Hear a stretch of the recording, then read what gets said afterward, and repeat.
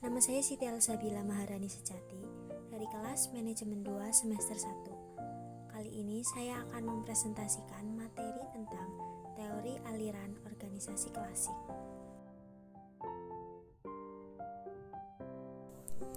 Evolusi teori manajemen bagian 2. Teori manajemen klasik. Sejak revolusi industri Inggris dikenal pendekatan manajemen ilmiah, kemudian berkembang menjadi pendekatan organisasi klasik. Pendekatan manajemen ilmiah dan teori organisasi klasik ini disebut teori manajemen klasik, yang bertujuan menumbuhkan kebutuhan untuk menemukan pedoman pengelolaan organisasi kompleks. Adapun tokoh organisasi klasik yaitu diantaranya yang pertama, Henry Fayol pada tahun 1841 sampai 1925. Yang kedua, ada Max Weber dari tahun 1864 sampai 1920. Yang ketiga, ada Mary Parker Follett dari tahun 1868 sampai 1933. Yang keempat, ada Chester I. Barnard dari tahun 1886 sampai 1961. Yang pertama, saya akan membahas tentang Henry Fayol.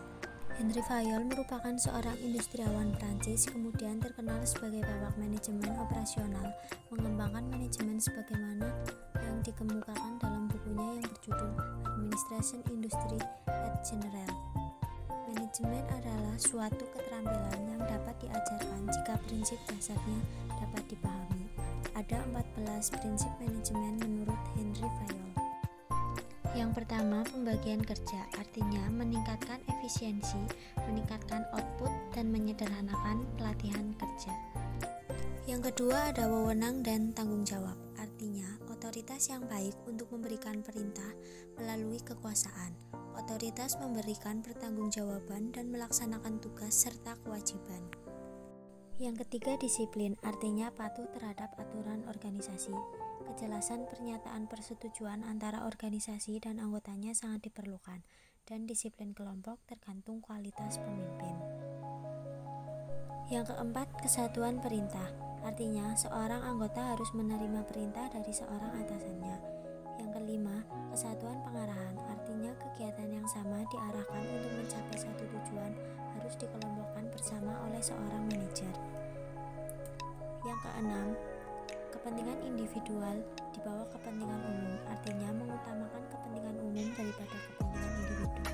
Yang ketujuh, remunerasi atau kompensasi. Kompensasi di sini harus dilakukan secara terbuka agar memuaskan anggota serta organisasinya. Yang kedelapan, ada sentralisasi atau desentralisasi, artinya manajer harus menguasai tanggung jawab final, tetapi ia harus memberi bawahannya otoritas yang cukup untuk melaksanakan tugas.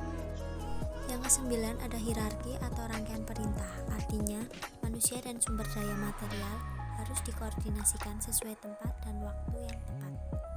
Yang kesepuluh, ketertiban, artinya peraturan harus jelas dan ditaati oleh seluruh anggota sehingga terbentuk ketertiban. Yang kesebelas, ada keadilan, artinya keinginan pemerataan dan persamaan perlakuan yang diaspirasikan manajer terhadap seluruh bawahannya. Yang ke-12, ada stabilitas masa jabatan, artinya kesuksesan organisasi memerlukan kestabilan masa kerja. Yang ke-13, ada inisiatif, artinya anggota harus didorong untuk mengembangkan dan melaksanakan rencana peningkatan. Yang ke-14, ada semangat korps, artinya manajer harus mendukung dan memelihara kerja tim, semangat tim, dan rasa kebersamaan senasib serta seperjuangan anggotanya. Tokoh organisasi klasik yang kedua yaitu ada Max Weber, mengembangkan sebuah teori mengenai manajemen birokrasi yang menekankan pada kebutuhan akan hierarki yang ditetapkan dengan ketat untuk mengatur mengenai peraturan dan wewenang dengan jelas atau value oriented. Organisasi ideal pastilah sebuah birokrasi yang aktivitas dan tujuan dipikirkan secara rasional dan pembagian tugas dari para karyawan dinyatakan secara jelas atau logis. Evaluasi prestasi harus didasarkan pada keunggulan di masa lalu atau teknokratik.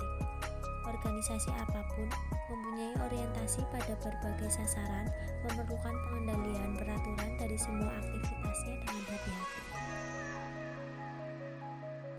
Ada 6 prinsip tipe ideal birokrasi menurut Max Weber, yaitu yang pertama, peraturan yang ada dalam birokrasi harus jelas dan tegas. Yang kedua, terdapat ruang lingkup kompetensi yang jelas. Yang ketiga, sumber dari otoritas atau kewenangan adalah keterampilan teknis, kompetensi, dan keahlian. Yang keempat, para pelaksana atau staf administrasi secara tegas dipisahkan dari para pemilik modal. Yang kelima, prinsip hierarki, yaitu penyusunan yang memperhatikan tingkatan jenjang jabatan. Yang keenam, tindakan-tindakan, keputusan-keputusan, dan aturan-aturan semua diadministrasikan dan diarsipkan secara tertulis. Keenam prinsip di atas kemudian dipilah menjadi dua, yaitu prinsip-prinsip struktural dan prinsip-prinsip prosesual. Prinsip struktural yaitu cara pandang dengan mengesampingkan individu, melainkan memusat pada sistem relasi. Sedangkan prinsip prosesual yaitu cara pandang yang memperhatikan proses dari suatu usaha. Tokoh organisasi klasik yang ketiga ada Mary Parker Follett. Menurut Mary Parker Follett, manajemen adalah seni melaksanakan pekerjaan lewat orang lain, memperkenalkan konsep hubungan manusia dan struktur organisasi. Kelompok merupakan tempat individual dapat menggabungkan bakat yang berbeda-beda menjadi sesuatu yang lebih besar. Fungsi pengendalian yang utuh memperhitungkan bukan hanya individual dan kelompok, tetapi juga pengaruh dari faktor-faktor lingkungan seperti politik, ekonomi, dan biologi. Follett membuka jalan bagi teori manajemen untuk mengikutsertakan hubungan yang lebih luas, baik dari dalam organisasi maupun dari luar organisasi. Tokoh organisasi klasik yang keempat yaitu ada Chester A. Barnard I. Orang berkumpul bersama organisasi formal tidak dapat mencapai tujuan jika bekerja dengan sendiri-sendiri. Tetapi dalam mengejar sasaran organisasi, mereka juga harus memuaskan kebutuhan individual masing-masing. Kecenderungan yang mengkondisikan individual dapat menerima perintah yang berbeda dalam rentang tanggung jawab atau aktivitas yang sudah dikenal. Semakin banyak aktivitas yang termasuk di dalam zona tidak penting, semakin lancar dan kooperatif sebuah organisasi. Menurut Chester A. Barnard I, mengidentifikasi organisasi informal dan mempromosikan efektivitas mengenali dan menggunakan kelompok informal di tempat kerja. Sedangkan menurut Chester A. Barnard II akan mendapatkan intensif berupa yang pertama uang dan material lain, yang kedua kesempatan non-material, yang ketiga kondisi kerja yang baik, yang keempat imbalan ideal atau kebenaran. Menurut Chester A. Barnard II, tugas pemimpin itu ada tiga. Yang pertama, membangun dan mempertahankan sistem komunikasi. Yang kedua, menyiapkan pelayanan penting. Yang ketiga, merumus tujuan dan manfaat organisasi. Demikian materi tentang teori organisasi klasik, kurang lebihnya mohon maaf. Terima kasih.